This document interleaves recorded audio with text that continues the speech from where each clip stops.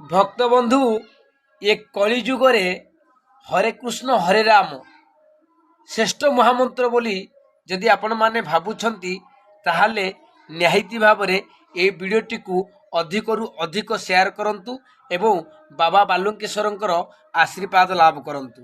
ଆସନ୍ତୁ ଦେଖିବା সেই ଭିଡ଼ିଓ।